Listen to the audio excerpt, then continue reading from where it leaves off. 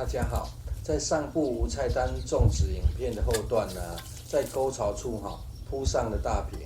进行保湿与避免长草腐化后增加的腐殖质呢，也可提供蚯蚓舒适的生活空间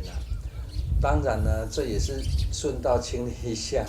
水池里高速生长的大坪若是观众朋友呢，你对这个大坪的额外效果有兴趣的话，印象中有做了几部关于大坪意外效果的影片可自行回看现在已经将土壤进行反向覆土完毕把原本沟槽中间的土壤往玉米底根覆盖凹槽变成在2排玉米中间天气转热日照变长之后大坪的生长速度也更为快速了。随着玉米有长高了一些覆盖的大坪数量也随着增加除了保湿效果之外这样做也可避免一旁的覆土崩落了。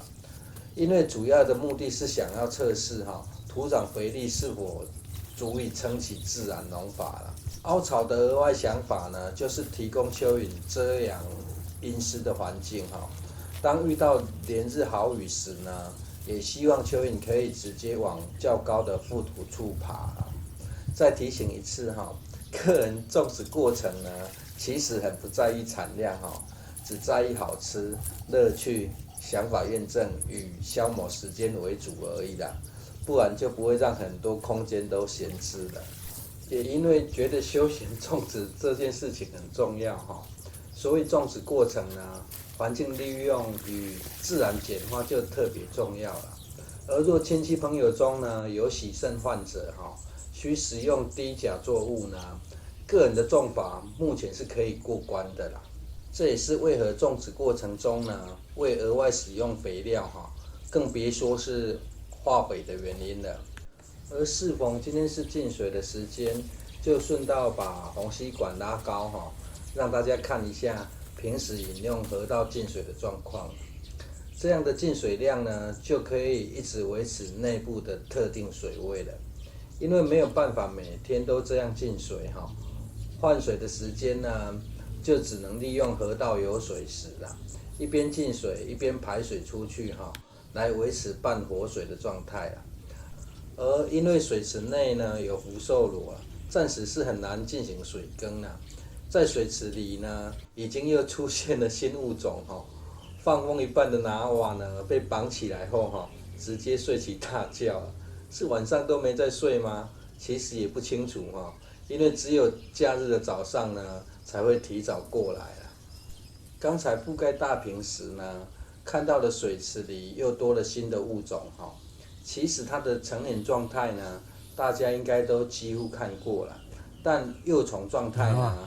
大概很多人都猜不到吧？像不像某种品种的虾子？但这其实是被称之为水中老虎蜻蜓的幼虫属于肉食性生物专吃比它还小的鱼虾跟蝌蚪这样有没有完全颠覆大家既有的印象？蝴蝶、蜜蜂、蜻蜓成群飞舞的曼妙舞姿呢？虽然感觉有点扯远了但就是有人会把它当成小虾捞回去养至于上回扦插的地瓜叶已经熟成进入采收期了也将从无菜单种植功成身退至于新递补上来的则是黄金白菜与紫薇白菜这是可以终年种植的作物从大陆妹种植过程学到的经验这些爱水又怕过于潮湿的作物用潜水漫淹的方式种起来效果特别好这样做可以避免土壤板结，也增加土壤的透气性因此将溪地内侧多挖出一条沟除了平时可用漫淹的方式下雨时也可帮助排水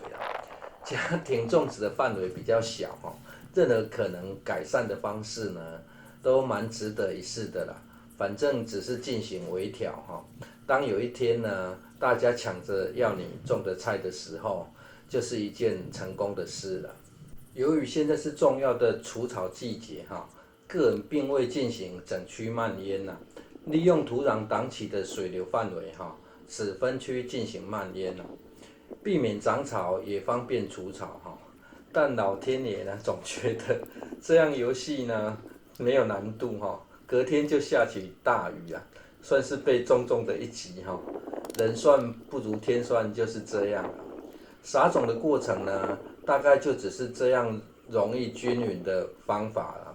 最近呢已经示范了很多次了，就不多介绍了。左侧是黄金白菜，右侧是紫薇白菜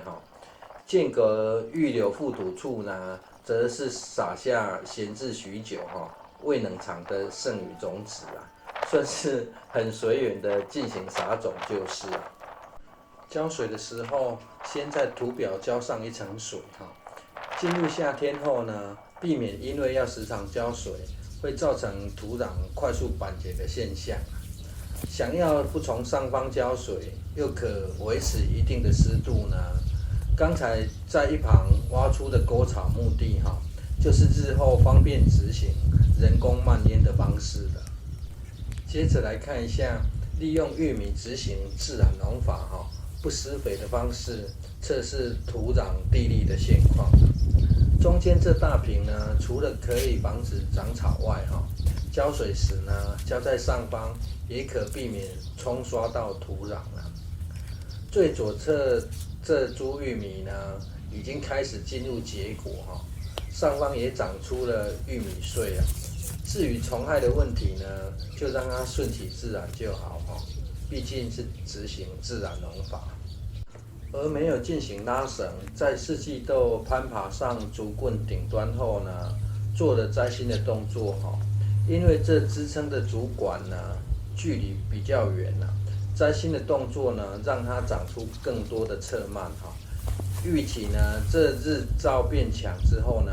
叶片就会长大不少了。对于看起来不健康的叶片呢，就可以直接摘除即可。而在堆草槽旁的长江豆呢，有点失算了。除了右侧有树荫遮阳外呢，堆草槽也会挡住刚升起的太阳因此呢，生长得比较慢等爬上棚架呢，就可以享受多一点的日照了。一旁挖起黄姜或称之为竹姜的位置呢，目前是打算随着采收芋头的过程陆续将芋头幼苗往外移不过呢，芋头采收与移植的过程呢，仍需等待市场采收的芋头繁殖实验进度再行呈现但堆草槽下方肥沃的引粪土呢，有搭配后院的造景过程使用陆续呢也会将处理过程呢一起放上来虽然作物的生长速度很慢但感觉个人做影片的速度更慢。讲话速度呢已经故意放慢但1分钟还是接近200个字最后看一下整狗的过程拿瓦呢一直很爱跟在身后故意停止脚步转身呢，看他是否会掉到水里不过呢反应算是蛮快的没有直接撞上来转身就离开了。而这特殊的百日草呢，不知道遇到什么状况竟然在同一株长出了不同色系的花好处希望是留下种子后呢，日后也可以开出不同色系的花。谢谢收看。